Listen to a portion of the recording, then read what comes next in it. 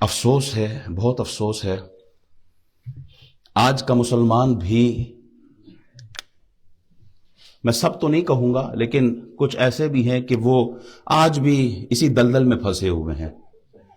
آج بھی راجہ، چودھری، ارائیں، آج بھی ملک، نواب، پٹھان، یوسف زئی، ان چکروں میں امت پڑی. یہ چودھریوں کی مسجد، وہ ارائیوں کی مسجد، وہ راجوں کی مسجد، یہ افغانیوں کی مسجد، یہ بنگالیوں کی مسجد. او اللہ کی مسجد کدھر ہے؟ او مسلمانوں کی مسجد کدھر ہے؟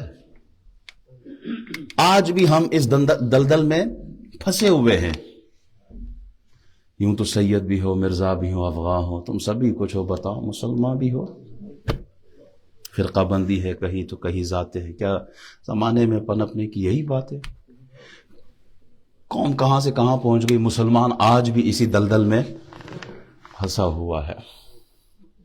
ان اللہ لا ينظر الى صورکم واموالکم. حضور فرماتے ہیں اللہ تعالیٰ تمہارے چہرے نہیں دیکھتا کہ کتنا خوبصورت ہے، رنگ کیسا ہے، سانولا ہے، کالا ہے، پیلا ہے، نیلا ہے، کیسا. اللہ یہ نہیں دیکھتا.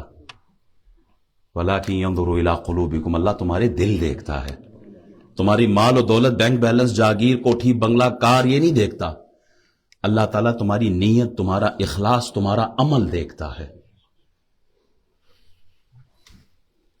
اللہ تعالیٰ یہ نہیں دیکھتا کہ یہ بندہ راجہ ہے یا چودھری ہے تو چلو اس کی نماز ذرا زیادہ فضیلت والی ہو جائے گی، یہ پاکستانی کمیونٹی کا ہے، یہ بنگالی کمیونٹی کا ہے، یہ افغانی کمیونٹی کا ہے تو چلو ان کی نمازوں میں نہیں. اللہ تعالیٰ یہ چیز نہیں دیکھتا. اللہ تعالیٰ اخلاص دیکھتا ہے.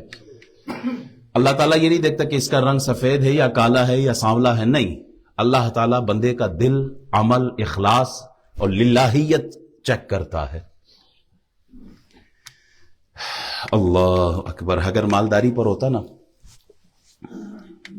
مالداری ہو، عہدے ہو، منصب ہو، خاندان کنبا ہو، تو پھر فرعون کا منصب دیکھا ہے نا، فرعون کا منصب، اس کے جاگیر دیکھیے، حامان کی دولت، شداد کی جاگیر دیکھو، نمرود کی بادشاہت دیکھو، ابو لہب کا کنبا قبیلہ دیکھو، چچا ہے رسول اللہ صلی اللہ علیہ وسلم کے، لیکن یہ سارے ناکام ہے، نامراد ہے. اور دوسری طرف ان کے مد مقابل جناب بلال حبشی کی طرف دیکھیں. حضور فرماتے ہیں معراج کی رات جب میں جنت میں گیا تو بلال حبشی کے جوتوں کی آہٹ میں نے سنی ہے. بڑے بڑے منصب پر یہ لوگ موجود، دنیا کے بادشاہ رہے ہیں، فرعون، نمرود، حامان، شداد، یہ سارے، ان کی کوئی حیثیت نہیں ہے. دوسری طرف بلال حبشی ہیں. حضور فرماتے ہیں معراج کی رات جنت میں نے ان کے قدموں کی آہٹ سنی ہے.